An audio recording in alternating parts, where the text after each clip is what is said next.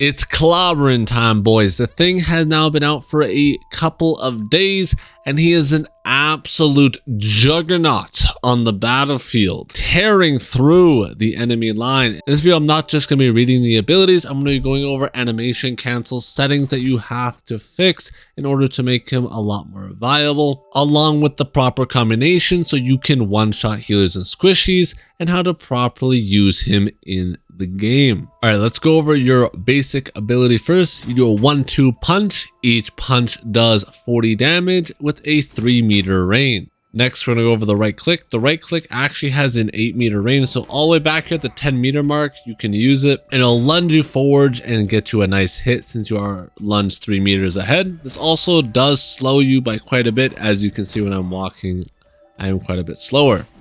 The combo you want to use with the right click will always generally be a 1-2 into a haymaker, into a 1-2, and you can one-shot the squishies since it does work like an animation cancel. When you also pop your haymaker, you also get 50 shielding every time. As you can see, I can spam this permanently and I'll always get that 50 extra HP. If you are low on health or you need maximum amount of survivability, I recommend just spamming your haymaker for the 50 shield. Not only is it a great range option, catching people off guard with the range, but the extra HP it generates can be an absolute lifesaver. I also want to mention how it can pass through not only enemies, but it also goes through shield, so it's a very good poking ability.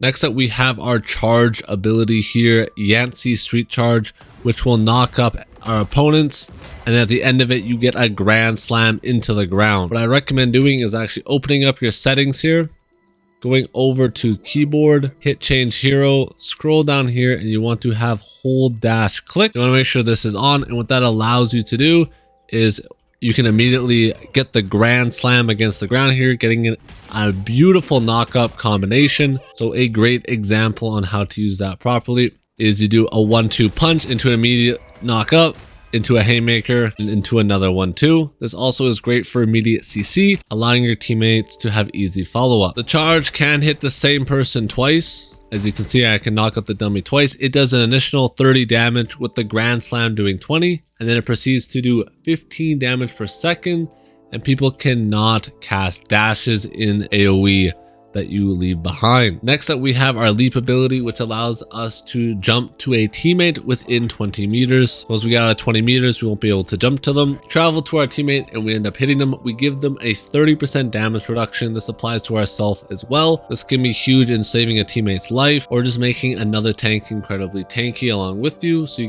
if I dash to this guy, I'll get a mini 3-second cooldown before I can then dash again. This is to prevent you from spamming it. Next up, we have our ultimate clobbering time. The energy cost is 2800, so our ultimate does have a long range, about 15 meters. We can use it all the way back here and it will hit the bots doing 100 damage. Our ult will knock them up and stun them so they're disoriented. They will not be able to move. The stun duration is 2.5 seconds. This allows us to get some one-shot potential on our enemies. If we do a quick 1-2 into the ult, that will immediately stun them, and then you can haymaker them, one-shotting them completely since they will be stunned during their ult. This is huge for playmaking potential. I will demonstrate how to use his one-shot combo in this clip. I see 2 healers in my line of sight. I end up hitting 2 haymakers on them, so you can go ult, haymaker, haymaker, and you can actually kill them before they are able to get out of the stun. So it's a true one-shot combination that has 8 meters of range. This is really important when looking for kills. And then his passive, which is just he cannot be displaced, so he cannot be moved by something like soldiers, dash, or his hook. He cannot be hooked or anything like that, but he can still be stunned. That is a very important note. He can still be stunned. Our team up ability gets us 5 bonus health per 0.1 seconds, so huge, and the maximum total bonus health will be 100. So our purpose on the thing is to be a disruptor in the backline, as we can knock up the enemy not once but twice with our same ability here, creating a lot of CC and giving our teammates a lot of free space. You can't really go in solo too easily, because if you do so, you can get popped very quickly, since once you're in there, and if you can't leap out, using your escape, you will generally just get bursted in one shot. So you have to go in when the timing is right. Usually you want to wait for the enemy to be poked down a little bit. And then when you see your window of opportunity, you want to charge in and knock them up. So now that we know his basic abilities, how do we apply that to an actual game? Well, here we're in a ranked game here. I'm going to end up just holding Haymaker around this corner, LOSing, creating as much space for my team. This consistently pokes them down since it not only goes through Doctor Strange's shield here, pressuring his HP bar, but it will go through him and hit all his teammates behind him. Ends up creating a lot of damage pressure and prevents them from pushing up too far because they get too low. I am then able to push in and look for a kill.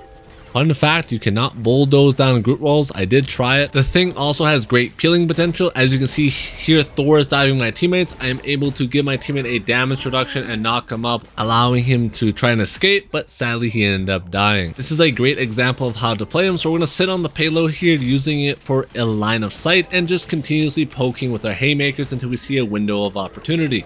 Here I see that they're relatively low and stacked up, which makes for an easy charge, getting a huge amount of knockups, getting a lot of CC, and then we're able to dash out with relative ease. What this does is this makes them respect you, and it's like extra RAM in their brain. They have to be thinking, is he done charging if I'm going to get knocked up again? And this takes away their brain power. And plus, when they're up in the air, they basically cannot move, and they're free targets for your team to shoot. Not only this, but it also buys a lot of time for the payload to push. This is a great example on how to use the insta stun there. See, a double knockout with pull. Gorgo gets immediately blasted into oblivion. In this next clip here, I see my Hela overextending. I give her the DR, but she ends up falling, and I see the enemy clump so close together, which makes for not only a huge first knockup, but I'm able to continuously combo that with my ultimate there, creating a bunch of forms of CC, which my team is very easily to follow up.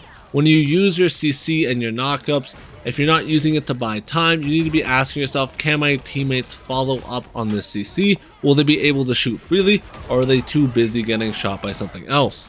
For our next play here, this might look a little troll, but it's actually very good. I get a bunch of knockups here, basically stalling huge amount of time for my team to push the payload, and I would have been able to escape because they can't damage me really when they're flying through the air if my teammate walked up and allowed me to dash to him, but they sadly were not there. I'm sure if people were more experienced with playing with the thing, I would have been able to get out there freely, since that's one of the best things about the thing, is the fact that you can go balls to the wall in the enemy backline, and then as long as someone's within 20 meters of you, you are able to dash out and save your life. This buys a lot of time and creates a lot of space for your team. I hope you guys did enjoy this video. The train, or the thing here, is so much fun to play. I've been having an absolute blast. The amount of CC this man can pump is unreal, and he does feel like he has very good carrying potential. If you have any questions, let me know down in the comments below. And with that, hope you guys did enjoy the video.